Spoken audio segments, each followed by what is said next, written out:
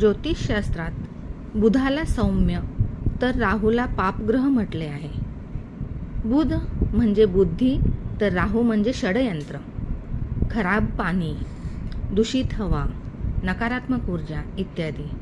जेव्हा बुद्धीचा संबंध नकारात्मक ऊर्जेशी होईल तर त्याचा वापर चुकीच्या दिशेने होईल.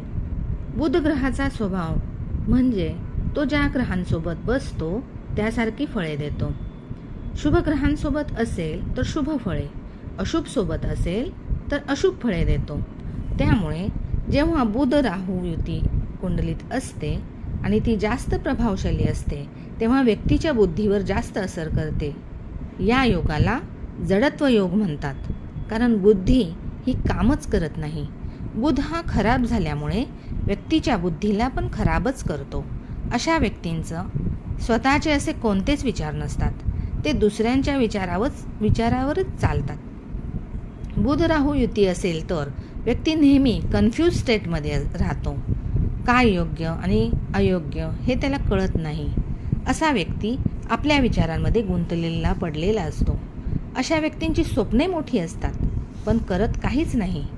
व्यक्तीची निर्णय क्षमता कमी असते.